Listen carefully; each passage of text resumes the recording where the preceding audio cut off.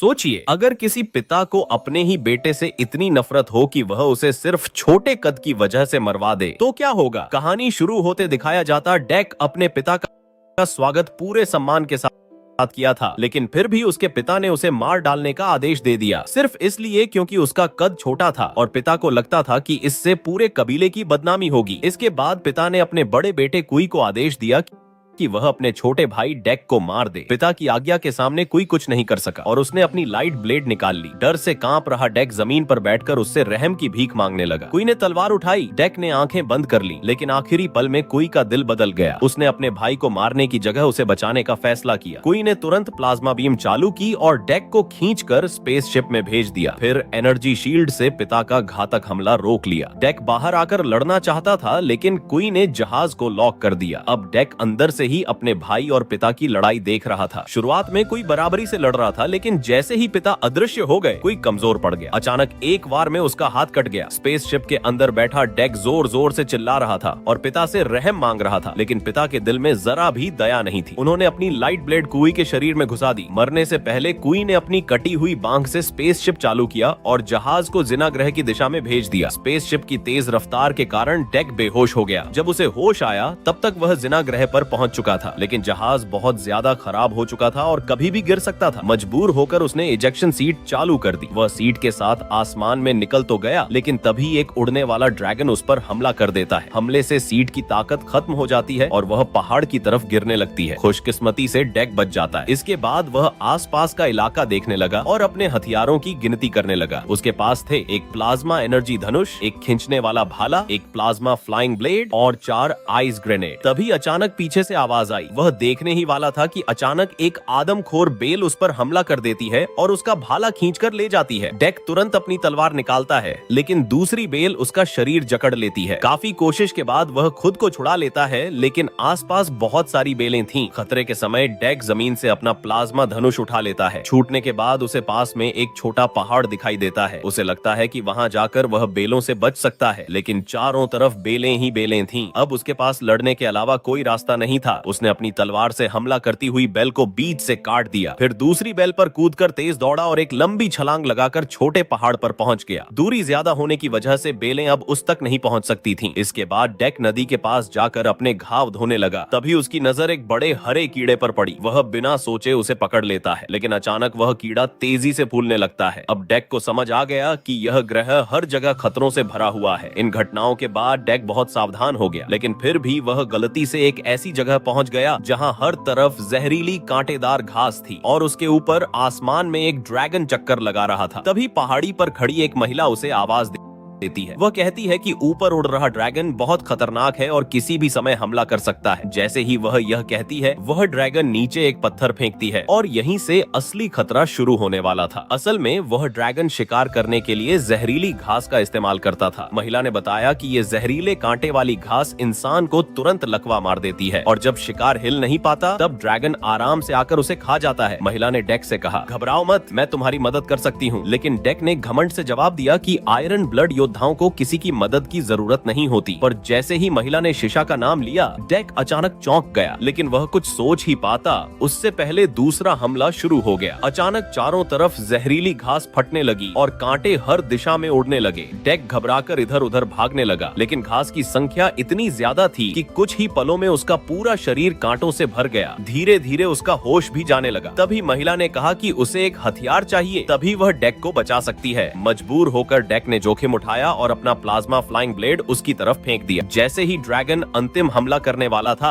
महिला अचानक डेक को नीचे गिरा देती है और ड्रैगन पर जोरदार वार कर देती है। खतरा खत्म होते ही थका हुआ डेक बेहोश होकर गिर जाता है। जब उसे होश आता है, तब तक महिला जड़ी बूटियों से उसका जहर उतार चुकी होती है। इसके बाद वह डेक से कहती है कि उसे उठाने में मदद करे, लेकिन जैसे ही डेक उसे उठाता है, उसे पता चलता है कि वह महिला असल में एक एंड्रॉइड कृत्रिम इंसान है। उसका नाम सिया था, जिसे वेलैंड कंपनी ने बनाया था। कंपनी ने उसे इस ग्रह पर शिशा को खोजने के लिए भेजा था, लेकिन शिशा बहुत ताकतवर निकला और उसी हमले में सिया अपने दोनों पैर खो गई थी। आखिर में सिया कहती है कि वह डेक को शिशा तक पहुंचने में मदद करेगी, लेकिन बदले में डेक को उसके खोए हुए पैर ढूंढने में मदद करनी होगी। दोनों इस बात पर राजी हो जाते हैं और साथी बन जाते हैं, लेकिन रास्ते भर सिया लगातार बातें करती रहती है। रास्ते में उन्हें एक गहरी घाटी मिलती है जो पंखों वाले जहरीले सांपों से भरी हुई थी। ये सांप बहुत ही खतरनाक, जहरीला और तेजाब जैसा तरल उगलते थे। अगर कोई इस रास्ते से गुजरता तो ज्यादातर लोग यहीं मर जाते, लेकिन उनकी एक कमजोरी भी थी, वे बहुत लालची और खाने के शौकीन थे। अगर उन्हें थोड़ा सा खाना दे दिया जाए तो वे रास्ते से गुजरने वालों पर ध्यान ही नहीं देते। कुछ ही देर में रात होने वाली थी,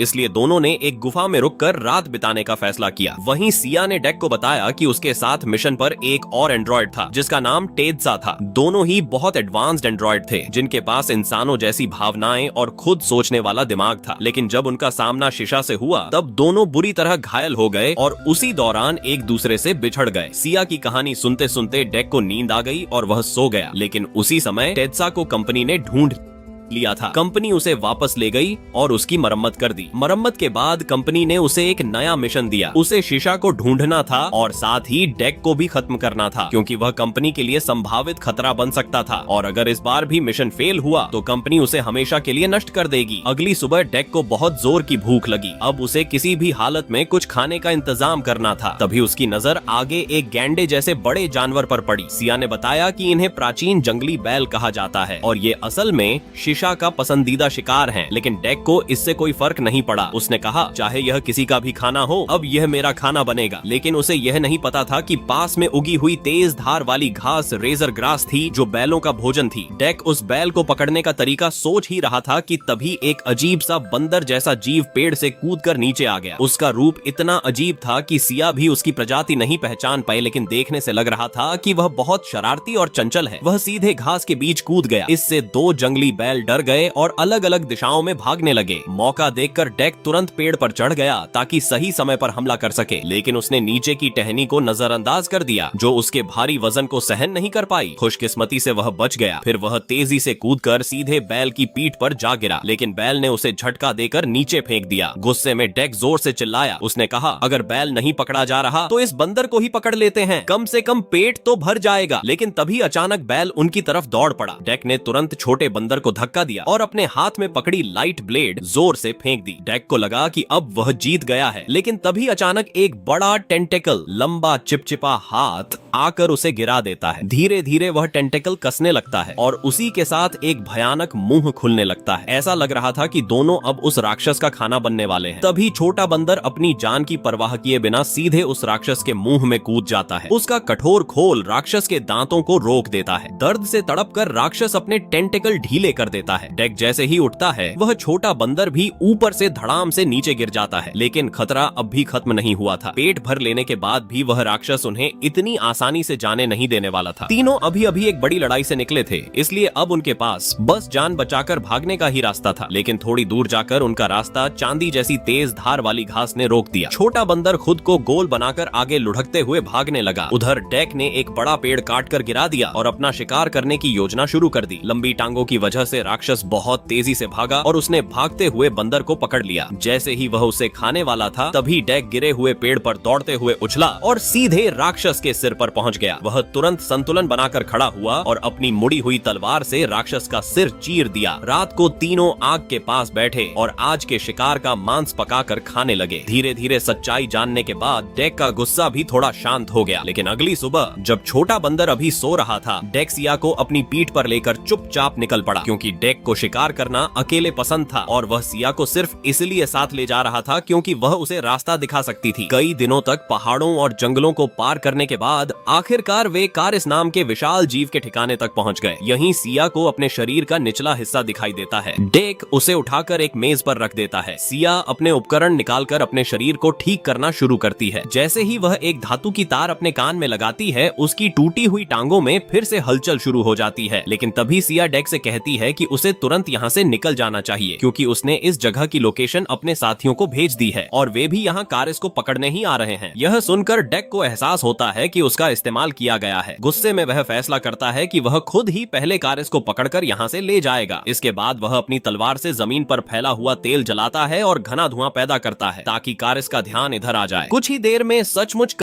कई मीटर लंबा विशाल दानव वहां आ जाता है। अपने से कई गुना बड़े उस दैत्य को देखकर भी डेक बिल्कुल नहीं डरता बल्कि जोर से गर्जना करता है। लेकिन उस दैत्य की ताकत बहुत भयानक थी। उसने सिर्फ अपनी पूंछ घुमाई और डेक कई मीटर दूर जा गिरा। उसकी तलवार भी टूट गई। डेक तुरंत आसपास की चीजों का इस्तेमाल करके नई चाल चलने की कोशिश करता है और फिर दुश्मन की तरफ दौड़ पड़ता है। जैसे ही दोनों आमने सामने आते हैं, डेक नीचे झुकता है और अपनी तलवार से उस दैत्य का पेट चीर देता है। दर्द से तिलमिलाकर कारिस अपनी पूंछ घुमाता है और डेक को दूर फेंक देता है। दुर्भाग्य से डेक सीधे जाकर सिया से टकरा जाता है जो अभी अभी अपने पैर ठीक कर रही थी। अब डेक पूरी तरह कमजोर स्थिति में था। वह टूटे हुए जहाजों के बीच दौड़ते हुए हमलों से बचने की कोशिश करने लगा। उधर सिया भी अपने पैरों को ठीक करना छोड़कर लेजर गन उठाती है और दैत्य के सिर पर लगातार गोली चलाने लगती है। मौका देखकर डेक एक लोहे की चेन फेंकता है तो दैत्य के दांतों में फंस जाती है। फिर वह मशीन का स्विच दबाता है और चेन तेजी से कसने लगती है। इससे दैत्य की हरकत कुछ देर के लिए रुक जाती है। डेक तुरंत उसकी पूंछ पर दौड़ता है और ऊंचाई से छलांग लगाकर उसका सिर काट देता है। डेक को लगता है कि अब वह जीत चुका है, लेकिन तभी एक अविश्वसनीय घटना होती है। कटे हुए सिर से अजीब सी नसें निकलने लगती हैं और कुछ ही सेकंड में वह सिर फिर से शरीर से जुड़ने लगता है। कुछ ही पलों में वह दैत्य फिर से जिंदा हो जाता है। वह तुरंत डेक को पकड़कर जमीन पर दबा देता है, लेकिन उसे मारने से पहले वह अचानक किसी अजीब गंध की तरफ आकर्षित हो जाता है। उसी समय एक बम आकर गिरता है। जैसे ही बम फटता है, वहाँ से तेज बर्फीली धुंध निकलती है। कुछ ही पलों में डेक और वह दैत्य दोनों बर्फ की मूर्ति बन जाते हैं। दोनों को उठाकर अपने बेस पर ले जाते हैं। जब डेक को होश आता है तो वह खुद को बुरी तरह बंधा हुआ पाता है। उसके सामने सिया जैसी दिखने वाली एक महिला खड़ी थी। वह सिया की बहन लीसा थी। वह डेक के शरीर में एक इंजेक्शन लगा देती है और मशीन चालू करके उस पर वैज्ञानिक प्रयोग शुरू कर देती है। डेक धीरे धीरे बेहोश होने लगता है। यह देखकर सिया अपनी बहन से विनती करती है कि डेक को छोड़ दे, लेकिन लीसा मना कर देती है और प्रयोग जारी रखने को कहती है। आखिरकार सिया कंपनी के खिलाफ जाने का फैसला करती है। वह मशीन का स्विच दबाकर डेक के हथकड़ी खोल देती है। आजाद होते ही डेक तुरंत पीछे के दरवाजे से भाग निकलता है। सिया को बचाने के लिए वह अपने स्पेसशिप के अंदर जाता है, लेकिन वहाँ के सारे हथियार पहले ही लीसा की सेना ले जा चुकी थी। इसलिए डेक आसपास की चीजों को इकट्ठा करता है और खुद ही नए हथियार बना लेता है। इसके बाद वह फिर से लीसा के बेस की तरफ लौट पड़ता है। रास्ते में उसे वही छोटा बंदर मिल जाता है जिसे वह पहले छोड़ आया था। डेक ने उसकी गंध और शरीर के आकार से पहचान लिया कि यह वही छोटा जीव है जो कारिस का बच्चा है, इसलिए उसने तुरंत उसे अपना छोटा साथी बना लिया। इसके बाद वे सिया के खोए हुए पैर ढूंढ लेते हैं और उसे पहले बेस के अंदर जाकर हालात देखने के लिए भेज देते हैं। उधर दो गार्ड जैसे ही कुछ गड़बड़ महसूस करते हैं, डेक अचानक सामने आकर उन्हें गिरा देता है। लेकिन इस लड़ाई की आवाज सुनकर और भी गार्ड सतर्क हो जाते हैं। अब डेक को उनसे जबरदस्त लड़ाई करनी पड़ती है। इधर सिया के पैर जल्दी ही उस कमरे तक पहुंच जाते हैं जहां सिया को कैद करके रखा गया था। वे एक गार्ड की गर्दन पकड़कर उसका शरीर घुमाते हैं ताकि दरवाजा खोलने की अनुमति मिल सके। फिर पैरों की मदद से दरवाजे को धक्का देकर तेज छलांग लगाते हैं और गार्ड को जमीन पर पटक देते हैं। सिया अभी अपने पैरों की तारीफ ही करने वाली थी कि तभी उसे पता चलता है कि और गार्ड तेजी से यहाँ आ रहे हैं। घबराकर वे दोनों मरे होने का नाटक करते हुए जमीन पर गिर जाते हैं। जैसे ही गार्ड पास आते हैं, वे अचानक उन पर हमला कर देते हैं। दोनों की टीम वर्क इतनी शानदार थी कि कुछ ही पलों में सभी गार्ड खत्म हो जाते हैं। उधर डेक भी अपनी तरफ के दुश्मनों को खत्म करके उनसे आकर मिल जाता है। डेक सिया को बताता है कि कारिस दरअसल उस छोटे बंदर की माँ है, इसलिए उन्हें उसे बचाना होगा। योजना के मुताबिक सिया और छोटा साथी स्पेसशिप में जाकर कारिस को आजाद करने जाते हैं और डेक खुद अलार्म बटन दबा देता है ताकि सारे सैनिक उसी की तरफ आ जाएं। शोर सुनकर लीसा अपनी सेना के साथ वहां पहुंचती है। जब वे वहां आते हैं तो देखते हैं कि डेक शांत बैठा हुआ है। वे धीरे धीरे उसकी तरफ बढ़ते हैं, लेकिन उन्हें पता नहीं होता कि वे डेक के बिछाए जाल में फंस चुके हैं। डेक के कंधे पर मौजूद एक कीड़ा अचानक हड्डी जैसी नुकीली चीज फेंकता है और उसी पल आसपास के सारे कीड़े फट जाते हैं। इन कीड़ों के खून में बहुत तेजाब जैसी ताकत होती है जो कुछ ही सेकंड में सारे एंड्रॉइड सैनिकों को पिघला देती है। लेकिन चालाक लीसा इस जाल में नहीं फंसती। वह अंधेरे से एक शक्तिशाली मैकेनिकल रोबोट मेक चलाते हुए बाहर आती है। उस मेक के हाथ आरी जैसे तेज दांतों से बने होते हैं। उसकी ताकत इतनी भयानक थी कि डेक लगातार पीछे हटने पर मजबूर हो जाता है, लेकिन मौका देखकर डेक मेक के कॉकपिट तक पहुंच जाता है। वह कांच पर कई वार करता है, लेकिन मजबूत कांच बिल्कुल नहीं टूटता। तभी आजाद हुई कारिस भी वहां पहुंच जाती है। अब दो विशालकाय दानव आपस में भिड़ जाते हैं। मेक अपनी तेज आरी से कारिस को हवा में उठा लेता है। तभी लीसा एक फ्रीज बम फेंकती है ताकि कारिस को बर्फ की मूर्ति बना सके, लेकिन डेक समय रहते एक तीर चलाकर बम को पहले ही फोड़ देता है। इस मौके का फायदा उठाकर कारिस खुद को छुड़ा लेती है और आखिरी हमला शुरू कर देती है। लगातार हमलों से मेक पूरी तरह बेकार हो जाता है। इसके बाद कारिस लीसा पर हमला करती है, लेकिन किसी को उम्मीद नहीं थी कि लीसा आखिरी फ्रीज बम खुद ही फोड़ देगी। एक जोरदार धमाके के साथ कारिस का शरीर बर्फ टुकड़ों में टूट जाता है। है। धुएं के बीच से आधी टूटी फूटी लीसा धीरे धीरे बाहर आती है। वह अपनी लेजर तोप सिया के सिर पर तान देती है, लेकिन उसी समय पीछे से डेक हमला कर देता है और लीसा की मशीन पूरी तरह नष्ट कर देता है। अपनी माँ के टूटे हुए शरीर को देखकर छोटा बंदर समझ जाता है कि उसकी माँ अब कभी वापस नहीं आएगी। अब उसके पास भरोसा करने के लिए सिर्फ डेक और सिया ही बचे थे। 1 साल बाद डेक अपने स्पेसशिप से दोबारा अपने ग्रह पर लौटता है, लेकिन उसके पिता का रवैया अभी भी नहीं बदला था। वे तुरंत अपने 2 सैनिकों को आदेश देते हैं कि डेक को मार डालो, लेकिन अब डेक पहले जैसा कमजोर नहीं था। कुछ ही पलों में वह दोनों को आसानी से हरा देता है। आखिरकार पिता को खुद लड़ाई में उतरना पड़ता है, लेकिन उन्हें उम्मीद नहीं थी कि जिस बेटे को कभी कमजोर समझा जाता था वह इतना ताकतवर बन चुका है। डेक उनके हर हमले को आसानी से रोक देता है। हारता हुआ देख पिता अदृश्य होने वाली तकनीक चालू कर देते हैं। अब दुश्मन दिखाई नहीं दे रहा था और डेक को एक जोरदार वार से कई मीटर दूर फेंक दिया जाता है, लेकिन इस बार डेक तैयार था। वह अपने स्पेसशिप की मदद से रेत उड़ाता है, जिससे छिपा हुआ पिता फिर से दिखाई देने लगता है। इसके बाद दोनों के बीच भयंकर लड़ाई होती है। आखिरकार डेक पिता पर भारी पड़ता है। वह उनका हाथ काट देता है और उनकी कमर से लेजर जाल भी छीन लेता है। फिर उसी जाल से अपने पिता को कसकर बांध देता है। डेक अपने भाले से उनका मास्क भी हटा देता है। हार मानते हुए पिता आखिरकार कहते हैं कि वह अब डेक को अपने कबीले में शामिल करना चाहते हैं, लेकिन डेक इस प्रस्ताव को ठुकरा देता है क्योंकि अब उसका अपना एक नया कबीला बन चुका था।